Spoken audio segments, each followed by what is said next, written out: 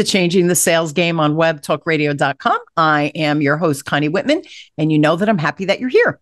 So as you listen to the show, number one, I hope you feel my passion for helping you change your sales game.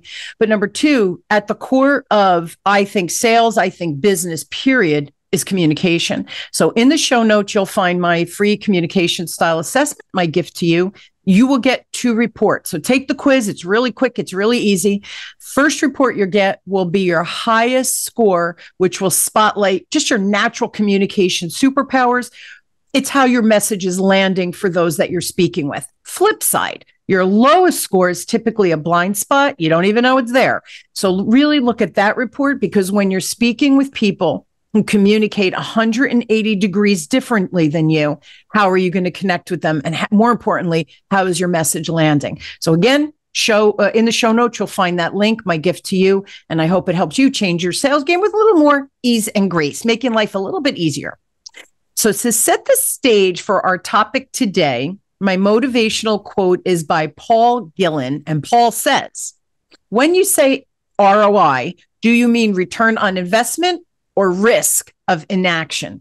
I love this quote. So having been in sales for more decades than I'd like to comment on, I know the importance of measuring ROI. However, many leaders, I believe, or sales leaders especially, try to measure ROI by managing the sales team solely through numbers. Big mistake. Now, I believe using numbers as your only metric can be severely dangerous, because if we don't look at the behaviors that are driving those numbers, we're missing the boat. And certainly we're missing ROI and leaving money on the table.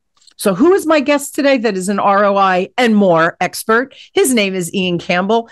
Ian is the author of the Wall Street Journal bestseller, The Value Sale, and he's the Chief Executive Officer of Nucleus Research, where he's responsible for the company's investigative research approach and overall corporate direction. He is a recognized expert on value selling and using return on investment, ROI, to assess the operational benefits of technology. Now, Ian's written and presented extensively on various organizational topics and the importance of matching technology to business objectives. As an expert on technology value, he's been quoted in major business publications, including the New York Times, Wall Street Journal, and The Economist, and so much more. Please help me welcome Ian to the show. So Ian, thanks for being on. Thank you for taking the time. And this is an important topic. Connie, thank you. Thanks for inviting me on. Really looking forward to it. Yeah, value is a huge topic. And you could say we're all selling all the time. How do we show the value of what we do? And if you can show value, you can certainly help the customer or the person you're interacting with feel more comfortable about why they should move forward or why they should interact with you. Absolutely. What's in it for them? It's really the question you're trying to answer all the time with anything you do. So value becomes a critical part of every deal, whether you make it visible or whether it's a subtle message that you're flowing throughout all of your discussions. Yeah, and the ROI, I think, is important in the sales process, right? So when you talk about value, how do you see it fit into the sales process? Let's start with that, and then we'll talk about ROI calculating and all that other stuff. But let's set the groundwork for sales, if that's okay. Sure. And yeah, I mean, I think you point the right thing, which is everyone really talks about ROI first. And really that's kind of last in a way. The first part of the discussion is, how do I talk about the value of what I do as an organization? Let's take a sales funnel, right? We all know what a sales funnel looks like. It can have 4, 5, 7, 15 steps, whatever it is in your organization or the mindset that you're using. But in general, the sales funnel takes someone from they just touched you in some way, or you brought them in as a lead to a closed deal. And you do that by narrowing it down. You identify their needs, you qualify the proposition, you start to align things, you make the sale more and more unique for them and bring them through each of those stages. So that's a typical sales funnel. With value, think about the sales funnel as having 2 sides. It's got the side we just talked about, that side you already know with those steps you already know. Think about the other side as being the value side. And the value side has 3 steps, 3 stages. The first step at the very top is, what are all the different ways to deliver value? And So let's talk through the stage. What are all the different ways you deliver value? The second one is how have other people achieved value? How have other people like them? And then how will they achieve value? And that's where the ROI comes in. So if you think about a lead, I bring a lead into the top of the funnel. I start talking about here's the kind of company I am, here's what I do, and here are all the different ways we deliver value for our customers. Okay. So it's that other side of the funnel. What's the value side? Then we start to qualify the proposition. Oh, you're a pharmaceutical company. Here are all the things we've done for pharmaceutical companies. And here are other pharmaceutical companies just like you that have used us and the value they've achieved. Narrowing it. But I'm still talking about value and I'm weaving value. I haven't talked about ROI yet. All I've said are here are the benefits, here are the way we've helped people. And then we get to the bottom and we say, why should you buy us? So here's the contract, here's how much you're going to spend, and here's the ROI you'll get from that spend. So that's where I start to introduce the numbers, ROI. But we talk about ROI really doesn't belong at the top. ROI belongs at the bottom. But at the very top, you won't get to ROI if you haven't done those other two stages, which is all the different ways you deliver value, how have other people like them achieve value, how will they achieve value? And if you think about those three stages, then you can use a methodical approach and go, okay, where am I in the funnel? What should I have already talked about so that when I do get down to that, here's the contract. We've already talked about all the different ways they're getting value. They've already warmed up to that. They already know that. And now we're just doing some numbers and helping them get to that closed deal. And that's where value sort of weaves in as a message rather than how do I insert it in the sales funnel? You can't. You have to start at the very beginning and it has to weave through that whole funnel. If you try to insert it, you'll fail.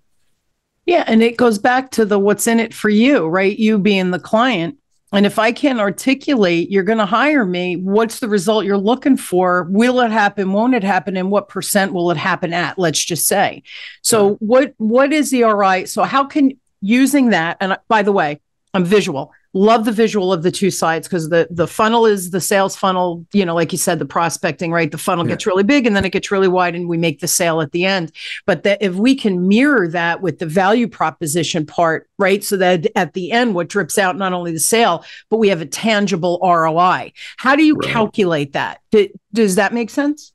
Yeah, no, that makes absolute sense. So, and I'm visual too, and that's why I love those two sides of the funnel. Beautiful. Because you know that you can't really go to the bottom. I mean, you can get lucky and go to the bottom of the funnel when someone says, I'm going to buy, and then you shrug and go, okay, fine. That's not really the best way to have a customer. You know that you should have at least warmed them up in some way and talked about the value of what you do. Right. But if you do the funnel the same way, you know what a funnel is, and it helps you go to each stage. But if you take that value side, what you'll do is you'll accelerate the sale. The example I use is I say, if I told you, I tell salespeople and train, I said, if I told you that you could make money raising baby alligators in your bathtub, would you do it? And everybody goes through the same mental math. They go, no, wait, how much money am I going to make? Right? Everyone does the exact same thing. I get the occasional person that says, I'll never do it. Right? And then I usually say, right, sure. But there's a number above which you're going to do it. There's a number above which, if that's your only bathroom, you have to keep it closed and your spouse has to go to the gas station down the street for the next year. Your spouse will still tell you, they will walk home and say, that is a genius idea. I really love it. Was it 5 million, 10 million? There was a number above which I've sold you baby alligators. Not only have I sold you baby alligators, but you're buying more from me. You want to buy as many as you can from me because you are going to raise as many as you can because you see the value in that. Now, here's the cool part. I didn't tell you anything about the baby alligator. I didn't tell you they're green, didn't tell you they're white teeth. I didn't tell you they're fun to play with. I didn't tell you any of the features of the product. All I told you was you're going to get value out of it, and you bought. And it's a really important point because we fall as salespeople into, let me tell you more about what my product does. And we don't say, let me tell you more about how my product's going to help you. And it's what's in it for them is really the point. Absolutely. Once I can show them what's in it for them, I turn that sales funnel from me pushing you to each stage to me consulting as you drive yourself through the funnel. Guarantee if you tell somebody that they'll make money by raising baby alligators, they will buy as many baby alligators as you will sell them. That will happen. So you've turned that funnel from stages to just taking orders because they're going to drive themselves there. I'm sorry, go ahead. No, I was going to say, when you think about what can I do for somebody, it makes it really easy. So the point here is what's in it for them. And there's a really easy way to think about it. I know it seems like a big question, but it really isn't. It's really simple. I can only do 3 things for somebody. Only 3. The things I can do is I can increase productivity, I can reduce cost, or as a byproduct of those two, I can increase profitability. That's all I can do. So when you talk to somebody, you can always tie it back to one of those three things. We have this new product and it's got this new human interface, and that will increase the productivity of your employees. Because we're SaaS-based, you won't have to have your own IT department, and that will reduce your cost. So as long as whatever it is you're doing, you drive back to one of those three things. It doesn't have to be the broad categories. It could be, we'll reduce your IT cost, we'll reduce your paper cost. You can be more specific, but ultimately it will end in increased productivity, reduce cost, or increase profitability. That's all you can do. So when you're talking to someone, it doesn't matter what it is, as long as you can tie whatever it is you're talking about to that part of what's in it for them, then you've turned it to a sale that's good for them, because then you've shown them what the value is for them. Then it becomes just a challenge of calculating ROI, and that's not as tough as it seems. That can be a pretty easy process. It's funny because we approach it as you were describing it, I call it vomiting on my client. We do this and we do this and we do this, and my product could do this and my service could, and we vomit on them. And they sit there thinking, can I chew my arm off to get away from you? Because this is offensive, right? Versus that value proposition. Now, the other thing too is everybody talks about the value proposition, but they still go in. The value is I could do this and I could do this. And I could do this. Exactly it. They vomit it. That's the value proposition, right? That's exactly it. And I'm going to say it's not their fault, because every sales training I've ever sat through does nothing but go through the features of the product. I have yet to see a sales training that starts with, here's how we're going to increase your productivity. And even if you look at any update to a product today, so if somebody rolls out a new feature, you get a new update for your iPhone, and it says, here are all the things we're giving you. It doesn't say, this update was designed to increase your productivity. This update was designed to reduce your cost, and here are the features. It doesn't tie it to what's in front. It just spits out a bunch of stuff. That's all it does. And it's okay, because that's the training we fall back to. But if you always say every feature, everything I do for a customer has to tie to one of those things, it makes it easy. It just, don't cheat. When you say, we have this feature that will, continue the sentence, that will increase productivity, reduce cost.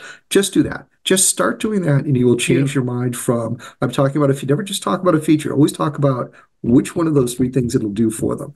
And really what you're going to find yourself doing is changing. And you're going to say, this product primarily will help your salespeople be more productive because it does all this stuff. In addition, it will reduce your costs because it does these additional things. Now it becomes much easier to consume. And if you think about a sales process today, you're not selling to the decision maker anymore. I know we all say get to the, it doesn't happen, right? I sell to somebody who probably already knows what I am, already is got a good idea that they want to buy from us. What I have to do is arm that person with the information they need to then sell to the decision maker, who is somebody I can never reach. So if you think about what you want, we only know two or three things. That person's only going to remember two or three things, right? And the person, think about the elevator pitch. That person is sitting in the elevator with the CFO. And the CFO looks over and says, hey, I hear we're buying a new CRM system. Why are we doing that? What do you want him to say? You don't want him to say, because it's faster, because it's got the color blue in it instead of red. We don't like red anymore. And because it allows us to track 50 items instead of only 25. How about, because it's going to reduce our ongoing costs for IT, and we expect our salespeople to be 10% more productive. That's going to close the deal. Done deal. That's it. So you're arming your evangelist with the tools they need to make the case. And that case is a business case. It's not a features case. Absolutely. So again, just sort of tie it. What's that feature? How does it deliver value? That's the best way to at least start the conversation. And now you've got the person thinking about all the benefits. Now it's going to make it a lot easier to build that ROI case, because you say, gee, we know we're going to increase your productivity. How much do you think we can increase your productivity? 5%. How many salespeople do you have? 1,000. What's their average fully loaded cost? Get back in. There, I got a number. Right. And I got a number without any heavy lifting. I didn't have to hire a consultant. I didn't have to give you any benchmark data. I didn't have to do any of that stuff, which nobody believes anyway. Yeah. What I did was asked them what the numbers are, and was able to coach that number out of them once they understood what those benefits would be. It was so much easier. And it goes back to my intro. We look numbers, listen, sales, man, it's about numbers, right? If I'm not doing enough activity, I'm not going to get the back end results. We could look at as many funnels as we want, but if I'm making one phone call a month, I'm not going to make I'm not going to make profitability, period, right? Whatever my goal is. So we have to stop this. I feel like we're on a runaway train sometimes when we talk about numbers in sales. They're important. Metrics are important. They're a measurement in time. But I have to look, if the person is not meeting goals or they're not doing what you just said, bringing it back to productivity or whatever for the customer, where's the challenge for the salesperson? The behaviors will drive the numbers. But if I keep saying, you didn't make your numbers, Ian, you didn't make your numbers, Ian, you didn't make your, what are you doing differently? You go, I'm trying this. All the things you're trying are crap. We're wasting time, we're wasting energy, and we can measure ROI or question ROI at the end. It's the behaviors that drive the numbers. So this is why I think the dual visual of the funnel, because it makes more tangibility of what I need to look at, what behaviors I need to change to get the ROI on the back end. So yeah, it's brilliant. So, but it's about the what's in it for, and then fill in the blank for the client, for the organization, whatever the with them is. Right. What's in it for them? I race cars as a hobby, and I have a coach, and he's given me a lot of tips over the years on how to race cars. But one of the things that is really important when you're racing cars is if you put in a lap time, and I have to increase it by 1/10 or by 2/10, I'm off by a little bit, I can drive harder. So I can put a little bit more effort. I can use up the tires a little more. I can drive harder. But if I'm off by 2 or 3 seconds, I can't drive harder and make that up. And that's what salespeople need to realize. If you're off, but you're working, you can't work harder. You have to step away. And for me, I have to step away. I look at the data and I say, well, what am I doing really wrong here? What is it about the message? What about my driving style? What can I do different to give me that time? Because I can't get that time by just working a little bit harder. So for a salesperson today, if you're doing the work, if you're making the phone calls, you're doing what you should, and you're not getting the result you want, don't work harder. Absolutely. Step back and say, what can I do to work better? And often, especially if you have deals that are stalling or deals that sort of disappear, the deals that disappear to the ether. I thought I had this closed. The guy came back to me a couple weeks ago and said, maybe, and then this deal just sort of evaporated. Probably a value message. Probably something about the value that didn't create that desire for the person to go forward. Go back to the alligator. If I told you could make money from raising alligators, you should have done it yesterday.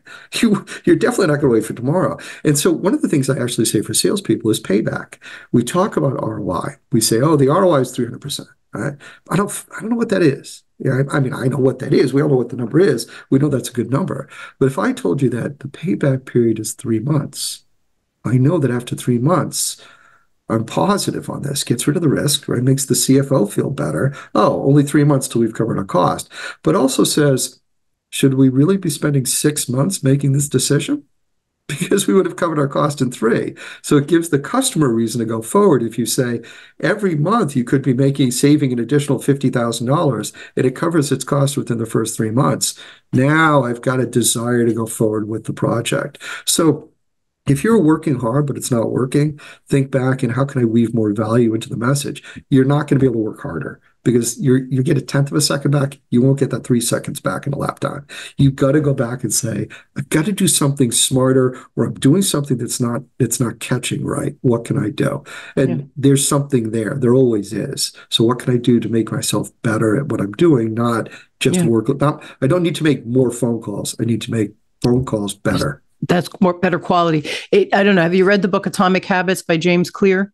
No, I didn't get a chance to see it. Brilliant book. But it's the idea of what you're saying. It's that if we could change that 1/10 of a second, the trajectory over time of the improvement, because I got to the core issue, right? The core piece of the puzzle. It's not just a Band-Aid. I'm looking at where the wound is starting. or whatever, and then you change that one microscopic piece, and the trajectory of your landing is going to be, or where you're going to land. He uses an airplane as an example. If you're one hundredth of an inch off at takeoff, you think you're going to Ireland, you're going to end up in the Netherlands. I don't know. So that's the idea of the trajectory. So it's the same thing you're saying. The little adds up to the big, but we have to know what that little is versus just doing more. Believe it or not, I fly airplanes as well, and I absolutely agree with you that the more you manage the little things and the speed, the better off you are with everything you do. And once you let something get out of hand, it can be really bad. That's right. If you don't take care of things early or take advantage of early changes, you're then reacting to something that happened as opposed to anticipating and reacting at a time. Here's another tip for salespeople. We've at Nucleus Research we've probably published about 2,000 ROI case studies where we go in and look at actual examples. They're on our website, nucleusresearch.com. But in all of those case studies, what we find, a very consistent theme, there are never more than two things that drive a deal. One or two things that are important, and then two or three things that support it. That's it.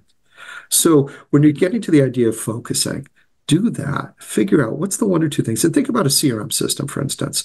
Oh, we sell a CRM system. It does all these things. Oh, it'll help you with sales support, and it'll assemble the documents for you, and we can set up workflows. And I can go on about all the different benefits you can get from a CRM system. But the number one benefit is I make your sales reps more productive. Yeah. The number two benefit is I make reporting a lot easier. After that, I've got three other benefits that sort of matter. The other ones after that don't matter at all. They don't matter for moving the needle on whether the decision is made or not.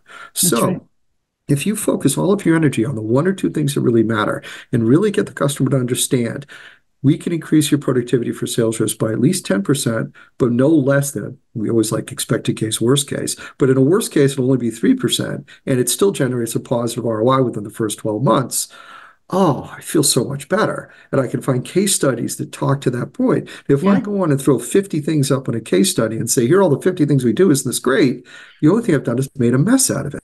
And the folks that really know that are the folks that sell used cars or cars. You walk into a car dealership, they narrow you down to one or two things. Yes. Because if you don't know what you want, then you're not going to make a decision. They want you to, you can only make a decision around 1, 2, 3 things. After 3, decision is not going to happen. That's so right. You as a sales rep, don't necessarily find all the benefits. Find the 1 or 2 that are really going to drive the deal forward, because that's the sweet spot for you. That's where you need to put all your energy.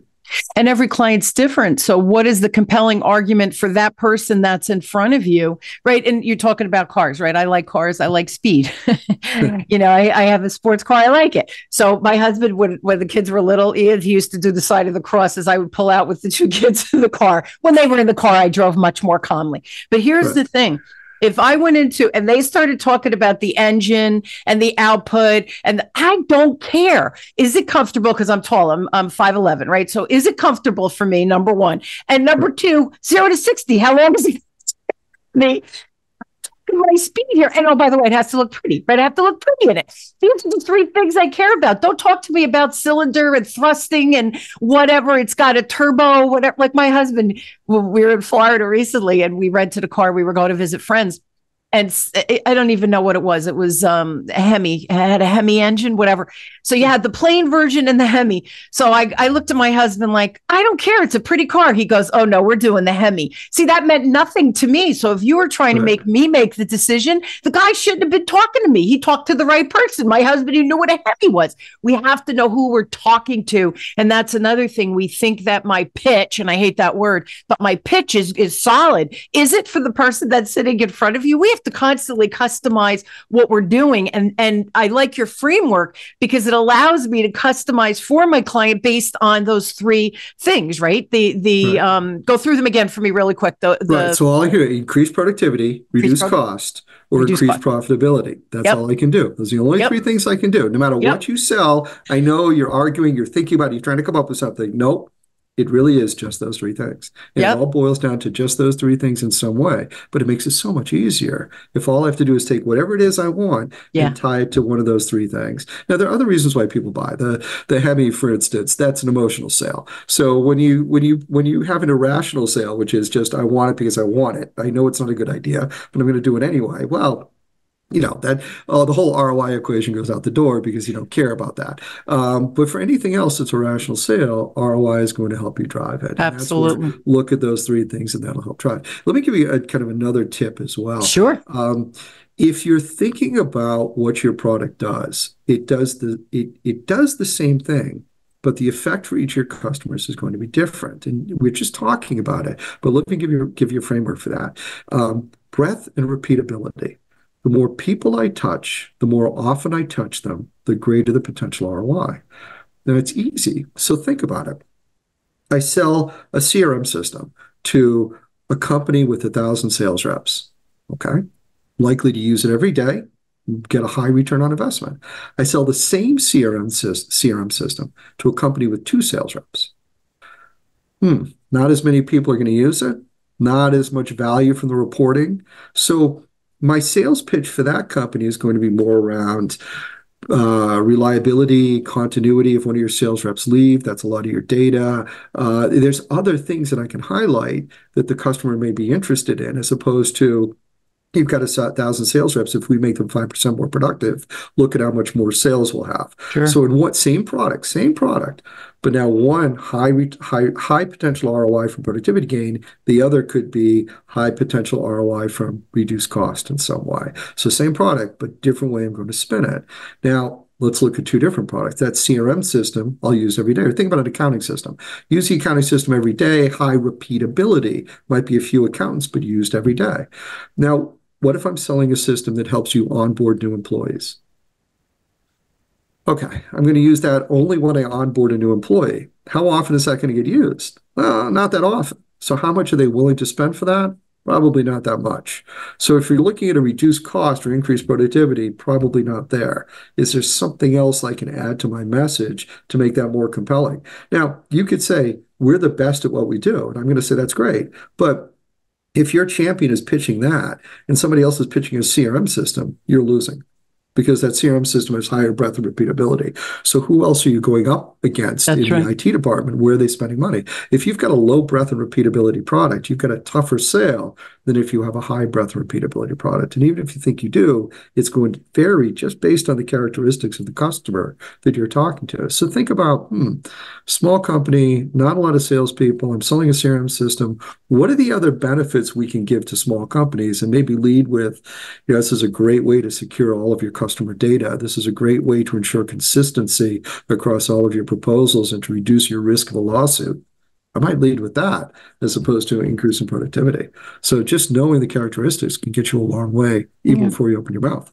Yeah, compel me to want to buy from you, but you got to customize it so I could visualize it in my world and my usage. That's really the bottom line. That's our job as salespeople, right?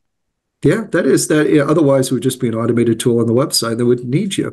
Job of a salesperson is to really understand it, to guide the customer. It's not just to take an order.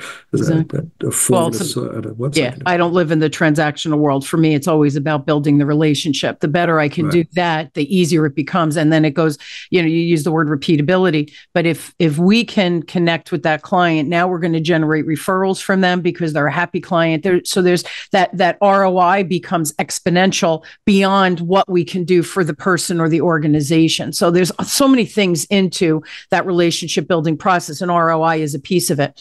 Now, in the book, I know that you talk about benefits of being hard, or I always thought benefits were hard or soft, but you identify 4 benefits. Can you go through them? Because, salespeople, we should be talking from a benefits perspective. Right. So let me give you a framework for this. So most people talk about benefits as hard and soft. And I want you to not do that anymore. So always talk about benefits as direct and indirect. So benefit is either directly achieved or indirectly achieved. Don't bring up hard and soft. They do it fine.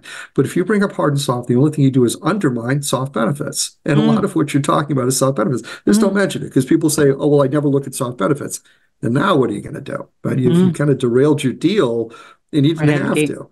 Yeah, so don't do that. Just say direct and indirect benefits. But As a salesperson, even though you're talking about them as direct and indirect, I want you to think about them in four different ways. Right? A benefit can either be, we call them first order, second order, third order, or fourth order. A first order benefit is one that I truly believe. So if you're selling something and you say, look, I'm going to sell you this CRM system, and because of that, you can turn off your IT department. You can close that down. You don't need it anymore. You'll never need to use it, and that'll save you $200,000 a year. Well, that's very believable. That's a really strong benefit. That's emphatic. I know that I will get that benefit. Okay? So that's a first order benefit. It's a benefit that absolutely will happen. We'll close a factory. We won't need to use this outside company. We won't have to print paper. Whatever it is, that is a benefit that will happen. A second order benefit is a hedging word. The second order benefit is one that says, we expect to do something. If you use our product, we think you'll be able to reduce your paper costs by 50%. So it's a strong benefit, but not as strong as the first order benefit. It's got a hedging word. We hedge word to do something. Like my daughter said when she was a kid, I plan to clean my room. Okay, maybe, not all the time. Right. So am I 100% confident that's going to happen? No, definitely not. Right. Am I 70%? Probably. Right. So if I'm putting a percentage around it, it's 100% for first order and it's maybe 70% for second order. That makes sense. Here's the key for you. A third order benefit. A third order benefit is a productivity gain. If we give you this, if you use our product, you will be 5% more productive. Now, okay. So I need a couple of steps here. I need you to, one, believe that it's going to be an increase in productivity. So here, look at my product. Do you think your employees will be more productive? Yes. Okay. I got confirmation they're more productive. So now I've got to figure out a number. But I'm building a business case here. So since I'm building a business case, remember the first and second are sort of easy because those are numbers I can count. Now, the third one's a little bit tougher because this is a guess, right? But I'm not building the perfect business case. I'm building a business case that's credible and that closes the deal. This isn't art. Nobody's framing it. It's not getting dug up 1,000 years from now and put in a museum. It's just a business case to close a deal. So I have two ways to ask you the question. Now that I know the benefit's going to be there, I can say, how much more productive do you think your salespeople will be with my CRM system? And they're going to look at you dead on and say, I have no idea. And then you're going to say, oh, well, benchmark and everything else. Forget benchmark data. Benchmark data doesn't help you. And I'll tell you benchmark data in a second. The other way to say that is to look at it and say, do you think your salespeople would be at least 3% more productive? Could it be 5? Now, let me give you a real world example. You have a mobile phone, right? I've got a phone next to me, right? You got a mobile phone. I could say, how much more productive are you with your phone? And you're going to say, beats the heck out of me. I don't know. But I could say to you, do you think you're at least 3% more productive with this phone? Yeah, probably. Could it be 5? Maybe. Now, what I'm really doing is walking you up that bell curve. If we think about benchmark data, I like to say benchmark data is always wrong. No matter what you do, benchmark data is always wrong because half the people will think the number is too high, half the people will think the number is too low, but there is nobody on the number. There's nobody, like mathematically, there's nobody sitting on the number. Everybody's either it's too high or it's too low, but nobody likes it. That's why everybody hates benchmark data. You should always use a range if you're going to. Always say we see 3 to 7%. Never say it's 5.26 because some consulting company said it was. Forget it. You killed your deal. Don't bother with that. But let's go back to the phone. All I'm doing is walking up the curve. Now, if you agree that you're 5% more productive with the phone, if my benchmark data says 10, who cares? Because if I put in 5% in your fully loaded cost and say more than justifies you buying a phone, I've sold your phone. That's all I'm trying to do. Right. I'm not trying to get you up to some benchmark data. So realize that benchmark data is a crutch that will kill your deal. Don't use it. And think about that curve when you go to a productivity gain. Look at how much more productive they're going to be. And you can do that with anything. Show them what it is and say, you see it. How much more productive do you think your folks could be? Could it be? And then you just suggest your way up to a number where they feel comfortable. That's it. Okay, a fourth order benefit. This is where you're going to destroy your deal. A fourth order benefit is where someone somewhere did something with your product that resulted in something magical. And you're now using that to drive a deal. And the example I use is someone says, well, with this acorn, you could build a house. Right, okay, I'll plant the acorn, I'll grow the tree, we'll cut the lumber, build it. Okay, so this is a $500,000 acorn. No, it's an acorn. All right, don't get confused, right? Just because somebody did something with it's firewood. I turned it into firewood. I never built the house. So that's what we call a disconnected benefit or a fourth order benefit. When something touches someone and then there's a step to the action, to the result, it's not worth anything. I'll give you an example. We're going to deploy a new CRM system, and that will make our salespeople more productive. Great, stop there. Don't talk anymore. But you keep talking. And then you say, and we find that because one company found that because their sales reps were more productive, they were a lot happier. Because they were happier, they didn't quit as often. Because they didn't quit as often, we were able to reduce our hiring costs. So you have to add this extra $1,000 in reduced hiring costs. I have $3 million in increased productivity, but you messed up the deal by adding $1,000 in hiring costs to the business case. And the CFO is wondering, what the heck's going on here? Stop. Don't do it. So anything that's a nice story, say it. Don't write it down. In fact, don't even talk about it. You can say, hey, people have used our product for a whole lot of different reasons, but it's not going to help you close the deal. And if you need that to close the deal, walk away. You already messed up the deal to begin with. Yeah. So start over again with what are the value points. Yeah. So those are the benefits. They're really four. They go from really strong to absolutely ridiculous stories. They go from really believable, where a CFO is going to say, oh, we're closing a factory. I believe that number too. Do I care if my sales reps are happy or not? Do I really care? I don't. And it's funny, Ian, we're out of time, but I just want to comment on that. It's like flipping the script in an incorrect way, because we're talking everything now in sales is, do you have your story down? Make sure you give a story. Let people, what's your story and your why? And I'm not saying any of that is necessarily bad, but in sales, it's never about me. So what difference what my story is? Yes, through our conversation, people get to know who you are, right? Whether they're going to trust you or not. Organically, that's going to happen. But the storytelling, and I'm not saying storytelling is a bad thing, because sometimes that can move the needle faster, like your funnel.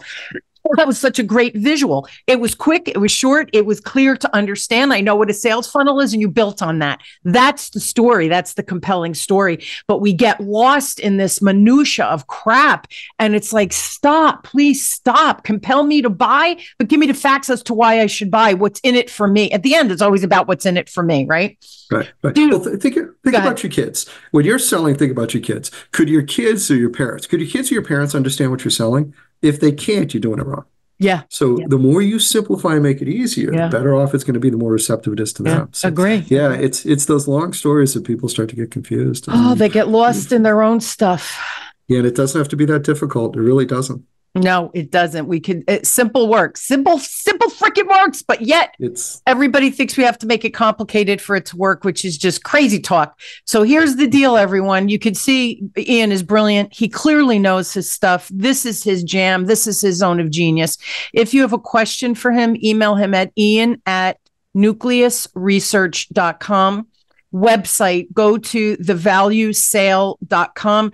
A ton of information on there, right? Case studies, etc., and examples, right? A lot of good stuff in there as well. So check that out. And of course, buy the book. So the book link I will put to Amazon. That'll be in the show notes for you guys. But this is I think, a necessary for all salespeople to look at, so that we could start talking from that ROI perspective in a clear, compelling way for people to make a decision quicker, right? So we can shorten our sales cycle, if you will. So it's the value sales. What's the name of the book? The Value Sales, right? The Value Sale is the name of the book. Value Sale. It's not just making it quicker. It's making the customers feel more confident about their decision. They know they're getting value. Absolutely. Who isn't happy if they know they're getting value? Absolutely. It's about the value, right, at the end of the day. Ian, thank you so much for being on. Just such a joy to have you and talk about kind of the flip side of sales. So I enjoyed our conversation greatly. I learned a lot of things too. So thank you for that. I appreciate it. Connie, thank you very much. I appreciate you having me on. Oh, anytime. And you guys, I hope that you join us weekly as we question, build, and discover together. My guests and I, we had a lot going on, man. We know our stuff. So if you take one idea that Ian shared today and you apply it to your business conversations, or you're a sales leader and you're coaching people, start to use this language. Buy the book. Maybe use that as your template of how you train your employees going forward. Whatever it is for you, take one tip that Ian gave us, apply it, and I promise you magic happens on the back end. Information's a beautiful thing. If you do nothing with it, it's just information in your brain. Put it into action and just trust me. Ian gave us some wonderful examples that you can apply immediately after listening to the show. So, Ian, thank you again for sharing your wonderful zone of genius. I learned a thing or two too. So thank you for that. Thank you. Okay. And I hope you will join us weekly. You've been listening to Changing the Sales Game with me, Connie Whitman, on webtalkradio.com. I am honored to have you on this journey of changing your sales game. And I hope my guests and I inspire you to take some action immediately. I love you guys, and I'll see you next week. Have a great one, everybody. Thanks again for tuning in.